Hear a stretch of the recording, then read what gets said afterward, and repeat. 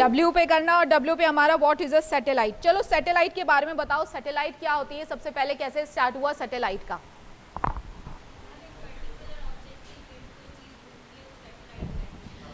एक किसी भी एक कोई ऑब्जेक्ट है जिसके गिर्द एक ऑर्बिट बना के अगर कोई चीज घूम रही है तो वो उसकी क्या कहलाएगी? सैटेलाइट कहलाएगी, राइट।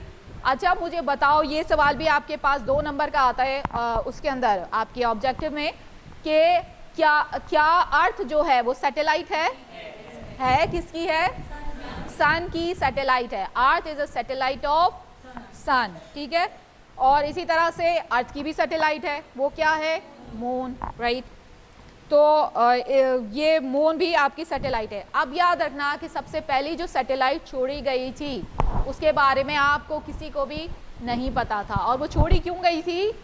मिलिट्री पर्पसेस के लिए छोड़ी गई थी, ठीक है। सबसे पहली जो सैटेलाइट थी वो किन मकासद के लिए छोड़ी गई थी स्पेस में? मिलिट्री पर्पसेस के लिए छोड़ी गई थी, जो खुफिया थी, और उसके बारे में पहल लोगों को नहीं पता था। बाद में पता चला, वो अलग बात है कि पहली कौन सी छोड़ी गई थी, वो सब था। रशिया ने सबसे पहले ये छोड़ा था, और रशिया उस वक्त जो है वो एक कंप्लीट कंट्री था, आपको पता है, काफ़ी सारी रियासतें मिली हुई और एक बड़ी उस वक्त हुआ करता था, और ये अपने आर्म्स एंड एम्यूनेशन और इस चीज़ के लिए मशहूर थे। रशिया जो है वो मशहूर था, और इसने सबसे पहले अपने मिलिट्री पर्पसेस के लिए जो है वो सैटेलाइट छोड़ी थी फ़ज़ा में, ताकि ये नज़र रख सके दुश्मन की चालों के ऊपर या मुख्तलिफ़ किस्म की जो चीज़ें हैं उनसे। फिर आहिस्ता आहिस्ता जब आपने स्टडी करना शुरू किया सैटेलाइट के थ्रू दुनिया को या दूसरी चीज़ें जिन पे आप निगाह रख रहे थे या ऑब्जर्व कर रहे थे, और उनकी चालें या फिर हम क्या चाल चलेंगे, उधर से क्या होता है अटैक, तो वो इस तरह की जो स्ट्रैटेजीज थी उनके ऊपर आप नज़र रख रहे थे, तो आपको बहुत सारी चीज़ें नज़र में आई। मसलन आपको ये पता चल गया कि समंदर में पानी जो है वो ज़मीन के ऊपर कौन से हिस्से में किस तरह मूव कर रहा है, मसलन वहाँ से तूफ़ान आने वाला है, ठीक है। मसलन वहाँ के ऊपर फसल में ये चीज़ है, पानी भर गया है, जैसे मसलन जो इस तरह की चीज़ें हैं, आपको बहुत सारी चीज़ें दुनिया के अंदर नज़र आनी शुरू हुई। फिर आहिस्ता आहिस्ता करके आपने सैटेलाइट जो थी वो डिफरेंट पर्पसेस के लिए खोलनी शुरू की, लोगों को उनके बारे में पता चलना शुरू हुआ।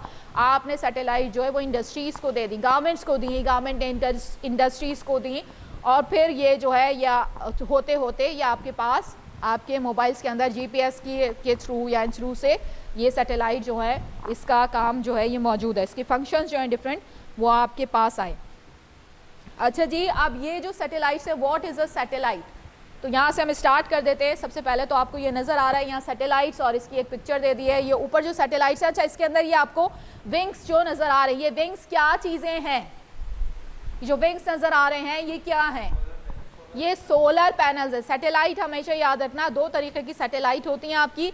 एक वो वाली सैटेलाइट होती हैं जिनके पास अपनी जो लाइट होती है वो होती है, और उसके थ्रू जो है वो एक बैट का वर्ड यूज़ हुआ है आपका, चमगादड़ का, चमगादड़ वाला काम कर रही होती है। चमगादड़ क्या काम होता है? क्या वो देख सकती है? वो देख नहीं सकती, उसके पास से रेसेस जो है वो खारिज होती हैं, जिसकी वजह से कोई भी ऑब्जेक्ट आता है तो वो पलट के उसके पास आती है, तो वो डिटेक्ट कर लेती है कि यहाँ कोई ऑब्जेक्ट मौजूद है, ठीक है। तो यही काम आपकी सैटेलाइट्स कर रही होती है। सैटेलाइट्स भी इस तरह से वेव्स अपनी फेंकती हैं, और फिर कोई ऑब्जेक्ट अगर बीच में होता है तो वो उसको डिटेक्ट कर लेती हैं कि यहाँ कोई ऑब्जेक्ट मौजूद है, ठीक है। तो वो इस तरह से इसको करती हैं। एक तो ये वाली सैटेलाइट्स होती हैं, और एक सैटेलाइट जो है वो मनहूने मिन्नत होती है किसकी? सूरज की। सूरज की रोशनी में ही उनका काम हो सकता है, और वो सूरज की रोशनी को ही की मौजूदगी में ही अपना काम सरंजाम दे सकती हैं, तो उनको सूरज की ज़रूरत होती है। तो 2 किस्म की सैटेलाइट्स हमारी, दोनों के बारे में हम पढ़ेंगे। A satellite is a moon, planet or machine that orbits a planet or star. किसी भी प्लैनेट या स्टार के जो ऑर्बिट कर रहा है वो उसकी सैटेलाइट है। For example, earth is a satellite because it orbits the sun, likewise the moon is a satellite because it orbits the earth. Usually, the word satellites refer to a machine that is launched into space and moves around Earth on another body in space. Earth and the moon are examples of natural satellites. ये कुदरती satellites हैं, ठीक है, ये हमने नहीं बनाई हुई। Thousands of artificial और man-made satellites orbit Earth. अच्छा, अब आपको ये बताया जा रहा है कि अर्थ पे बहुत सारी इंसान की बनाई सैटेलाइट भी छोड़ी गई हैं, और ये पूरे के पूरे कॉन्स्टिलेशंस की शक्ल में होती हैं। ये बात याद रखना, मैंने आपको शायद पहले भी बताया था। कॉन्स्टिलेशन का मतलब क्या होता है? जोरमट। पूरे के पूरे जो हैं इतने एक कंट्री की जो है वो 32, मसलन यूनाइटेड स्टेट्स की आप पढ़ने वाले हैं अभी कि 32 सैटेलाइट्स है, उनमें से 24 वर्किंग कंडीशन में, बाकी 8 जो है वो क्या पड़ी हुई है? स्पेयर में है, जैसे एक यहाँ से कोई ख़राब होगी तो वो आ जाएगी और वो उसकी जगह संभाल लेगी, तो वो इस तरीके से जो है वो सैटेलाइट्स होती हैं पूरी की पूरी। Thousands of artificial और man-made satellites orbit Earth. Some take pictures of the planet, कुछ pictures लेते हैं planet की, that help meteorologists predict weather and track hurricanes. ठीक है, तूफान आने वाला है, कोई मौसम का चेंज आने वाली है, तो वो लोग हैं वो पहले से अंदाज़ा लगा लेते हैं। Some take pictures of other planets, कुछ जो है वो बाहर की जो स्पेस है वहाँ की, दूसरे planets की, सन की, ब्लैक होल्स की, डार्क मैटर की और फार अवे गैलेक्सीज की पिक्चर्स देते हैं। यहाँ पे एक जिक्र आया, यहाँ पे रोकना थोड़ा सा, ये ब्लैक होल्स की पिक्चर लेने का मामला आया, तो क्या ब्लैक होल्स की पिक्चर ली जा सकती है? इसने कहा ब्लैक होल्स की पिक्चर लेते हैं, क्या ब्लैक होल्स की पिक्चर ली जा सकती है? आपको कैसे पता चलता है कि यहाँ पे ब्लैक होल मौजूद है, कोई बता सकता है?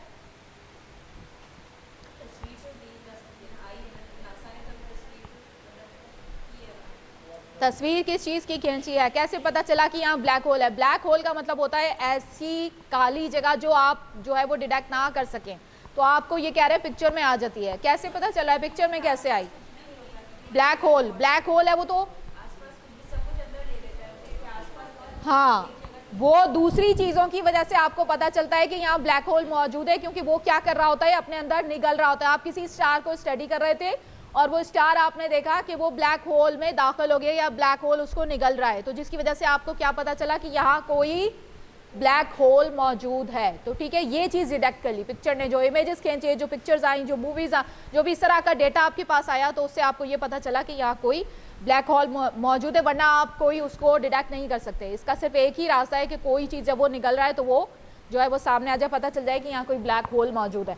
Some take pictures of the planet that help meteorologists predict weather and track hurricanes. Some take pictures of other planets, the sun, black holes, dark matter or faraway galaxies. These pictures help scientists better understand the solar system and the universe. ठीक है, अब scientist को ज़्यादा अच्छे तरीके से पता चल सकेगा सोलर सिस्टम के बारे में या जो है यूनिवर्स के बारे में। Still other satellites are used mainly for communications. अब लोगों ने अपने पर्पस के लिए कि हम अपनी तरह इसको इस्तेमाल करना शुरू करें, तो उन्होंने कम्युनिकेशन के लिए सैटेलाइट छोड़ी, such as beaming TV signals and phone calls around the world. देखो अब यहाँ पे रोकते हैं थोड़ा सा, पहले भी आपका टेलीविजन मौजूद था, लेकिन पहले सैटेलाइट से आप काम नहीं ले रहे थे। पहले क्या होता था, केबल के थ्रू या वेव्स के थ्रू, जो आपकी ये इस तरह वेव्स चलती है उनके थ्रू काम हो रहा था, तो उसमें बीच में क्या आ जाती थी, रुकावट आ जाती थी, कोई बिल्डिंग आ गई, कोई पहाड़ आ गया, कोई इस तरह की चीज़, बीच में पिलर्स आ गए, जिसकी वजह से आप जो है वो एक जगह से दूसरी जगह सिग्नल नहीं फेंक सकते थे। उसके बाद जब सैटेलाइट इंट्रोड्यूस हुई तो आपने सिग्नल कहाँ फेंके, सैटेलाइट पे फेंके, फिर सैटेलाइट ने वो सिग्नल ज़मीन के ऊपर जिस भी जगह उसको वो फेंकना थी, जहाँ कैच करनी थी, वहाँ से उन्होंने क्या कर लिया, कैच कर लिए वो सिग्नल्स। तो ठीक है, इस तरह से 3 दर्जों में काम होता है। किस तरह से काम होगा, पहले आप सैटेलाइट पे फेंकेंगे, फिर सैटेलाइट क्या करेगी, लिंक आप सैटेलाइट से डेवलप करेंगे, सैटेलाइट वो लिंक दूसरी जहाँ को पे आपको चाहिए या जहाँ आप कैच कर रहे हैं वो एरिया से वो सैटेलाइट से वो कैच कर लेगा। तो इस तरीके से जो है ये पूरा प्रोसेस कंप्लीट होता है। Still other satellites are use mainly for communications, communication होगी such as beaming TV signals beam किए गए and phone calls around the world. अच्छा, फ़ोन का क्या सिलसिला होता था पहले, ये बताओ। जब सबसे पहले वो वाले फ़ोन होते थे, किसी को पता है, डायल वाले फ़ोन देखे कभी, कि वो इस तरह से फ़ोन हुआ करते थे, तो वो कैसे चलते थे। यहाँ मैं बैठे पाकिस्तान में और बात करनी है लंदन में, कैसे बात करेंगे, कैसे होते थे, वायर कनेक्शन होते थे, केबल्स होते थे जो समंदरों के अंदर से गुजारे जाते थे। और समंदरों में क्या होता था, आपको पता है कि वो केबल गल गया या मछलियाँ होती थी जो काट लेती थी, खा लेती थी, या टूट जाते थे मोल्ड होने की वजह से या इस वजह से, तो राब्ता मुनक़ता और वो प्रॉब्लम होती थी, जिसकी वजह से प्रॉब्लम होती थी। उसके बाद क्या हुआ कि फ़ोन सिग्नल्स भी अब आपके जो है वो सैटेलाइट के थ्रू जो है आप मोबाइल पे आराम से बैठे जो है वो कहीं भी बात करें पूरी दुनिया में, तो ये आपको आसानी मैसर आ गई। तो आप कम्युनिकेशन के लिए सैटेलाइट्स इस तरीके से इस्तेमाल होना शुरू। A group of more than 20 satellites make up a global positioning system और GPS। ठीक है, अब पूरा 20 सैटेलाइट्स का एक ग्रुप है जो सिर्फ और सिर्फ एक चीज़ जो है उस पर काम कर रहा है, और वो क्या है, GPS सिस्टम आपका। और ये GPS सिस्टम जो है ये याद रखना अमेरिका वालों का है, ठीक है। और इसी तरह के जो सिस्टम्स हैं वो दूसरी कंट्रीज़ ने भी आपके बनाए हुए हैं, वो भी आप पढ़ने वाले हैं, आपकी बुक में भी उनके नाम दिए हुए हैं। और अगर नोट करना चाहो तो मैं भी अलहदा से बना के लेकर आई हूँ, तो वो मैं नाम आपको लिखवा देती हूँ कि कौन कौन सी सैटेलाइट्स हैं ये गैलीलियो सैटेलाइट है जो यूरोपियन यूनियन वालों की सैटेलाइट है उनके नेविगेशन सिस्टम के लिए, ठीक है। इसका स्पेलिंग लिख लो, GALILEO, गैलीलियो सैटेलाइट है जो आपके यूरोपियन यूनियन वालों ने बनाई है, अमेरिका की नहीं है बल्कि यूरोपियन यूनियन वालों की है, इसका नाम है गैलीलियो। अच्छा, चाइना ने भी इसी तरह अपने नेविगेशन सिस्टम के लिए अपनी सैटेलाइट बनाई हुई है, पूरा सिस्टम, यानी सैटेलाइट नहीं पूरा सिस्टम होता है ये तो, और इसके सिस्टम का नाम है बेडो, BEIDOU, ठीक है। बेडू ये चाइना वालों की है। अच्छा, चाइना की है BEIDOU, बेजू, ठीक है। रशिया वालों ने भी बनाई हुई है, या बुक में भी नाम दिए हुए आपके, ये सारे नाम मेरे ख्याल से बुक में मौजूद हैं। रशिया की है ग्लोनास, GLONAS, ग्लोनास, ये रशिया ने बनाई है। और यूएस की तो आपको पता ही चल गया कि GPS यूएस वालों की है। अच्छा, इंडिया वालों ने भी, आपके पड़ोसियों ने भी बना ली अपना नेविगेशन सिस्टम, और इन्होंने अपना नाम रखा है NAVIK, ठीक है, नाविक, NAVIK, ये इंडिया की है। और ये भी सुन लो कि ये आपकी करंट अफेयर्स और पाक अफेयर्स में आ जाएगी कि ये क्या क्यों बनाई इन्होंने। इनको ज़रूरत पड़ी जब कारगिल में, जब इनको ज़रूरत पड़ी थी, पाकिस्तान और इंडिया का मसला चल रहा था, तो इन्होंने यूनाइटेड स्टेट्स से मदद मांगी कि भाई हमारे पास है, ताकि हम नज़र रख सकें और हमें पता चल सके उनकी हरकत और उनकी सकनात के बारे में, तो हमारे पास सैटेलाइट कोई सिस्टम होना चाहिए। तो अमेरिका ने इनकी हेल्प करने से मना कर दिया। जब ऐसा हुआ तो फिर क्या इन्होंने क्या किया, अपना सैटेलाइट सिस्टम जो है वो लॉन्च किया, और ख़ुद कि हमने कहा, उन्होंने कहा कि अब हमें किसी से मांगने की ज़रूरत नहीं पड़ेगी, हमें खुद इन्हिसारी इख्तियार करनी होगी, और नाविक सिस्टम जो है वो इन्होंने अपना डेवलप किया, ठीक है। तो ये आपको ग्लोबल पोजीशनिंग सिस्टम के हवाले से। अच्छा, अब जो है थोड़ा सा और हम आगे पढ़ लेते हैं।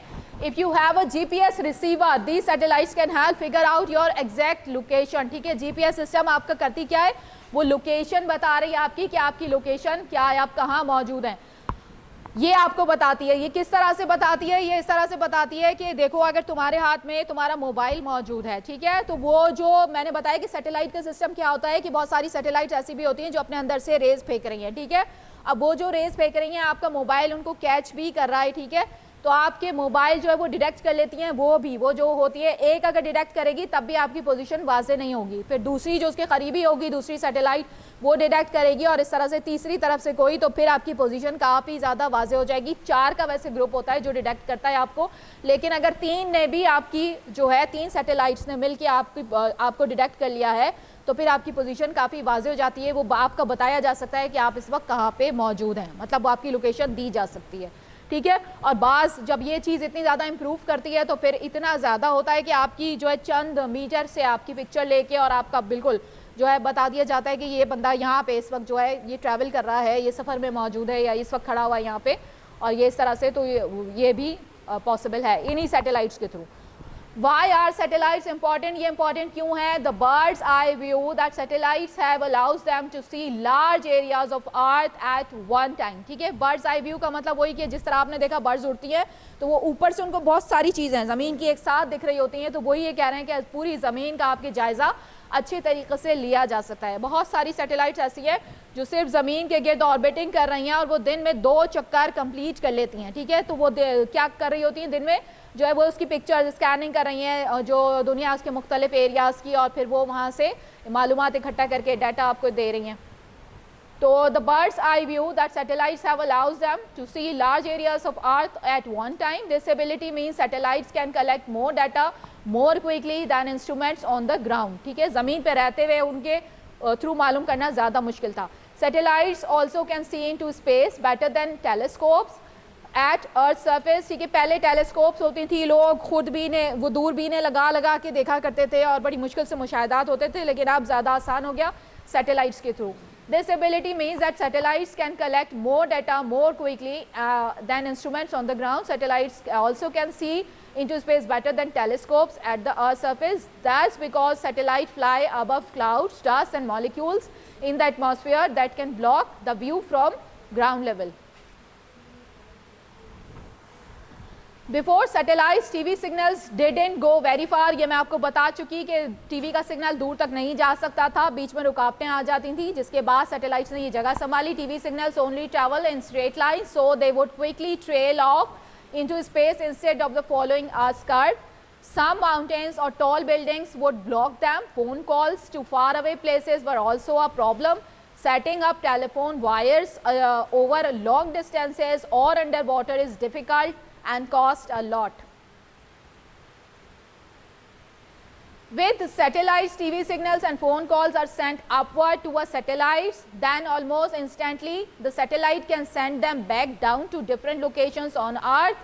ठीक है, सैटेलाइट जो है वो डिफरेंट लोकेशंस के ऊपर फौरन उनको भेज देती है जहाँ जहाँ ज़रूरत होती है. What are the parts of a satellite? अब इसके पार्ट्स कौन कौन से होते हैं ये भी देख लीजिए. सवाल आपका आया हुआ है, ठीक है, 5-5 नंबर के ये सवालात आपके आते रहते हैं, तो वो सारा मिक्स करके मैंने एक साथ बना दिया कि इसके जो पार्ट्स हैं वो कौन कौन से होते हैं. Satellites come in many shapes and sizes, बहुत सारे शेप और साइजेस की होती हैं. ये मैंने अभी बताया 2 किस्म की होती हैं, वो भी हम पढ़ने वाले. पहले ये देख लेते हैं कि इनके हिस्से कौन से होते हैं. But most have least 2 parts in common. ज़्यादातर सबके पास 2 चीज़ें ज़रूर होती हैं, एक तो एंटीना होता है एंड अ पावर सोर्स, और कोई ना कोई इनकी पावर सोर्स होती है. The antenna sends receives information often to and from earth, ठीक है, या तो अर्थ से आ रही होगी इनके पास इंफॉर्मेशन या फिर ये अर्थ को दे रहे होंगे, भेज रहे होते हैं सिग्नल्स, जो आपको पता है कि दोनों काम जो है ये एंटीना के थ्रू ये हो रहा होता है. और पावर सोर्स कोई चाहिए होती है. The power source can be solar panel और बैटरी, या तो इनकी अपनी बैटरी होती है, मैंने बताया कि जो आपको कि इनकी अपनी बैटरी होगी, और अगर अपनी नहीं है तो फिर इनके पास क्या लगे हुए होंगे, सोलर पैनल्स लगे हुए होंगे, सूरज की रोशनी की इन्हें ज़रूरत होती है, उसके थ्रू ये काम कर रहे होंगे अपना. तो solar panels make power by turning sunlight into electricity. Ji,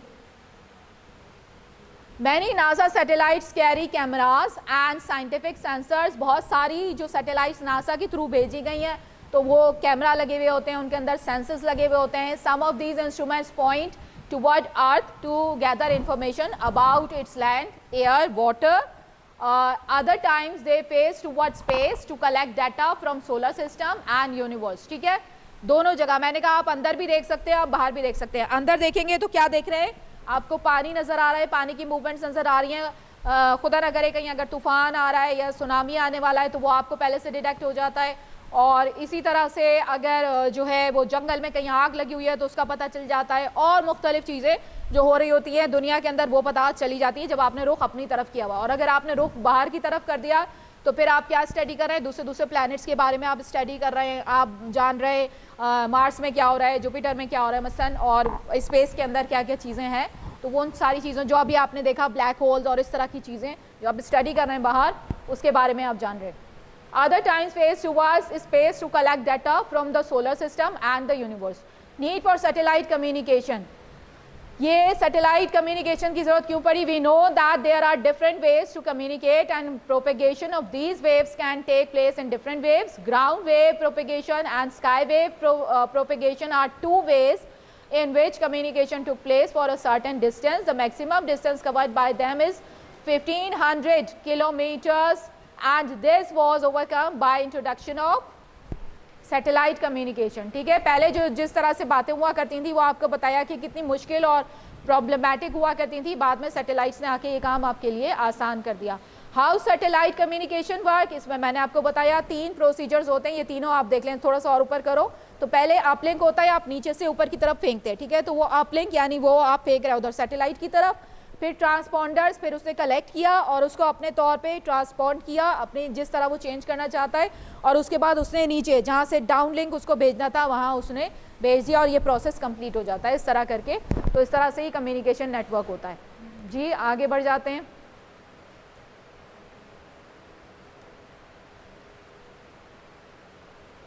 Why do satellites crash into each other? Why don't satellites crash into each other? ये कह रहे हैं कि क्या, यहाँ पे तो don't लिखा है लेकिन वैसे आपका सवाल जो 5 नंबर का आता है कि क्या ऐसा हुआ है या ऐसा पॉसिबल है कि ये सैटेलाइट जो हैं ये टकरा जाए आपस में.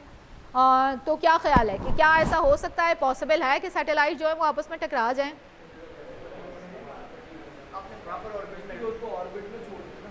ऑर्बिट होते हैं इनके, प्रॉपर ऑर्बिट्स होते हैं इनके, रास्ते पता होते हैं और इतनी ज़्यादा चीज़ें इनके पीछे लगी हुई होती हैं, इतनी स्टडीज़ होती हैं, बहुत ही कैलकुलेटेड रास्ते होते हैं, बहुत ही कैलकुलेटेड चीज़ें होती हैं कि बिल्कुल नामुमकिन सी बात नज़र आती है कि कोई सैटेलाइट जो है वो दूसरी से टकरा जाए, क्योंकि इसके अपने रेडार सिस्टम होगा और वो फ़ौरन डिटेक्ट कर लेगी कि इर्द गिर्द कोई चीज़ या कोई लिंक जो है वो मौजूद है.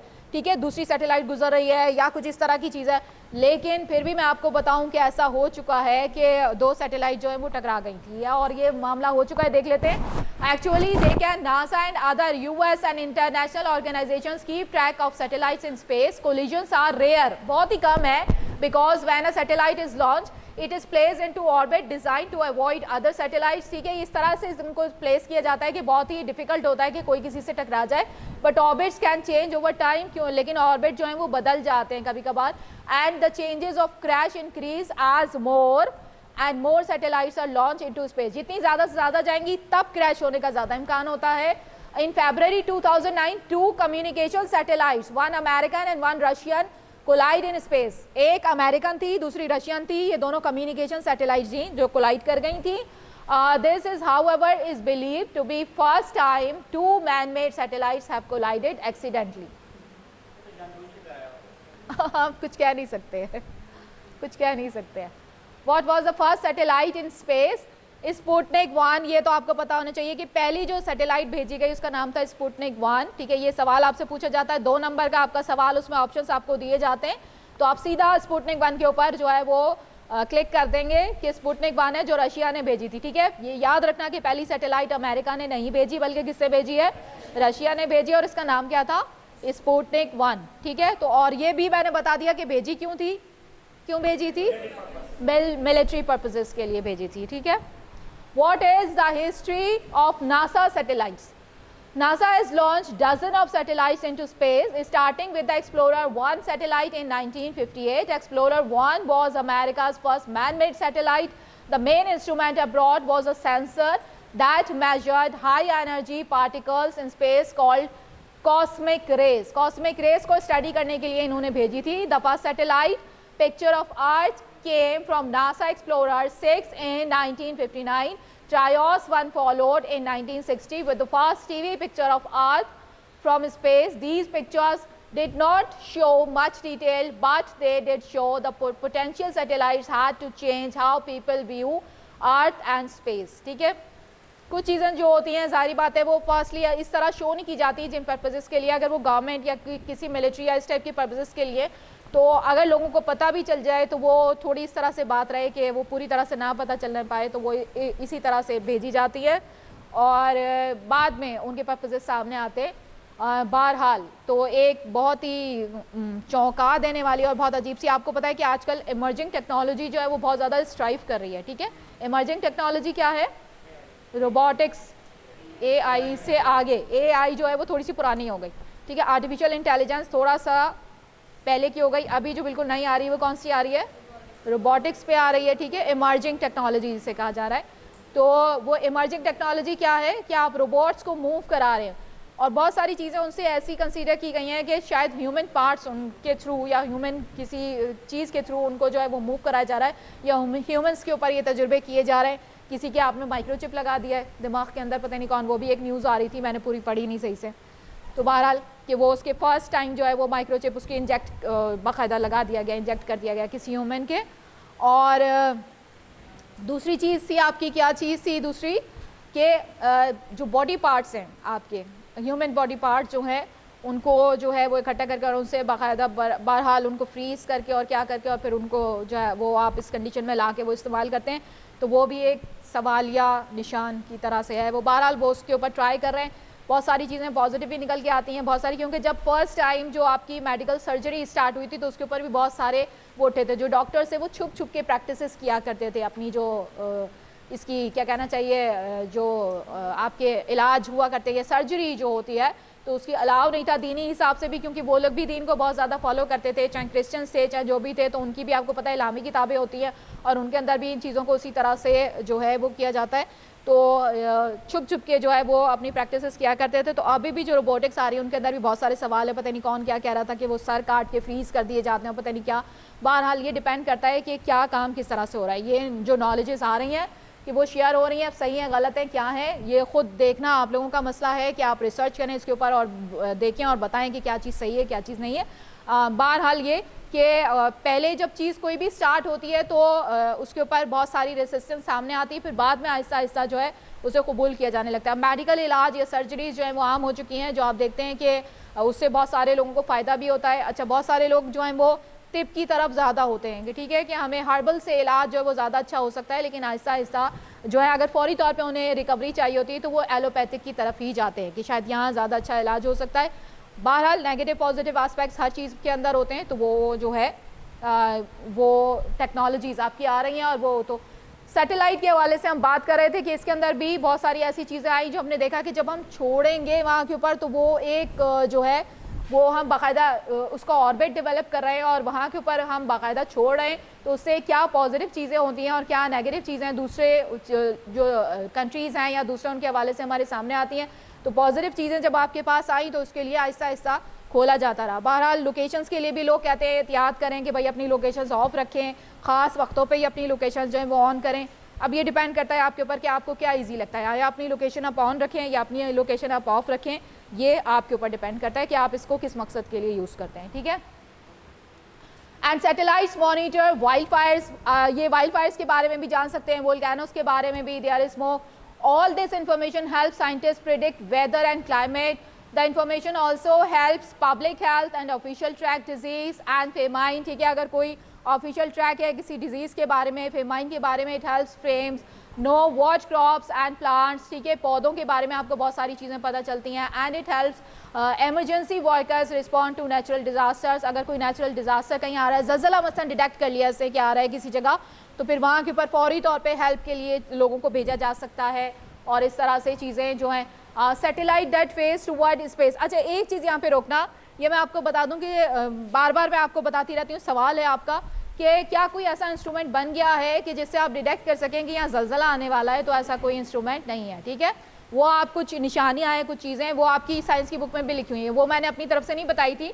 जो फिश, फ्लाइंग फिश थी, वो आपकी इसके अंदर बुक के अंदर मौजूद है कि ये इस तरह की सिम्टम्स कुछ हो जाती हैं जिससे हम अंदाज़ा लगा सकते हैं कि जो है कुछ गड़बड़ है, कुछ ज़लज़ला वगैरह या कोई चीज़ जो है वो आने वाली है।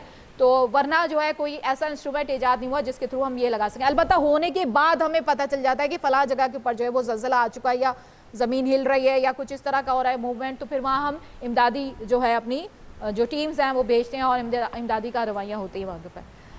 अच्छा जी, satellites that face toward space have a variety of jobs. ठीक है, बहुत सारी इनके पास जॉब्स मौजूद हैं। Some watch for dangerous rays coming from the sun, others explore asteroids and comets. कोई एस्टेरॉइड्स और कॉमेट्स के बारे में जान रहा होता है, ज़मीन के ऊपर कितने आए, कितने गिरे, कितने हिट किए, या कौन आ रहा था ज़मीन पे और वो रास्ते में ही तबाह हो गया। मसलन ज़्यादातर कहते हैं कि एस्टेरॉइड्स और कॉमेट्स जो आ रहे होते हैं ज़मीन की तरफ, वो रास्ते में ही जो है वो जो दूसरी फोर्सेस हैं उनके थ्रू ख़त्म हो जाते हैं और डिस्ट्रॉय हो जाते हैं। बहरहाल अगर कोई यहाँ तक पहुँच पाया तो फिर उसको भी वो स्टडी करते हैं। The history of stars, stars के बारे में मालूमात हासिल करते हैं। Origin of planets, some satellites fly near or orbit other planets. ठीक है, कुछ सैटेलाइट जो हैं वो कहाँ फ्लाई कर रही होती हैं, कुछ प्लैनेट्स के इर्द गिर्द फ्लाई कर रही होती हैं, उनके बारे में मालूमात हासिल कर रही हैं। दीज स्पेसक्राफ्ट में लोग for evidence of water on Mars, ठीक है, कुछ जो है तलाश कर रहे होते हैं पानी है वहाँ पे या नहीं है। Capture close up pictures of Saturn's rings, ठीक है, सैटर्न रिंग के जो पिक्चर्स हैं वो ली जा रही होती हैं। इस तरह से मुख्तलिफ कहाँ मुख्तलिफ satellite. What keeps a satellite from falling to earth, कौन सी ऐसी चीज़ है जिसकी वजह से सैटेलाइट जो है वो ज़मीन पे आके गिरती रही है? आपको पता है ज़मीन के अंदर क्या चीज़ मौजूद है? ग्रेविटेशनल फोर्स, कशिश सखल जिसे हम कहते हैं कशिश, ये चीज़ मौजूद है जो अपनी तरफ खींच रही है हर चीज़ को। ठीक है, अब वो खींच रही है लेकिन गिर नहीं रही चीज़, तो हमने छोड़ी हुई है ऑर्बिट में, तो वो ऑर्बिट मैन मेड है ये भी पता है। तो वो मैन मेड होने के बावजूद गिर क्यों नहीं रहा? तो वो गिर इसलिए नहीं रहा कि हम उसको एक ख़ास स्पीड में मूव कराते हैं, याद रखना। और वो स्पीड जो होती है वो ऐसी रखी जाती है कि उस पर ग्रेविटेशनल फोर्स, ये कैलकुलेशंस होती हैं, साइंटिफिक कैलकुलेशंस है जिसकी वजह से ग्रेविटेशनल फोर्स जो है वो उसका मुकाबला कर सके। ठीक है, और वो इतनी स्पीड से जो है वो मूव कर सके, तो तभी ऐसा हो सकता है कि वो जो दोनों चीज़ें बैलेंस हो जाए और वो जो है वो अंदर आके ना गिर जाए। तो इस तरह से मूव कराया जाता है।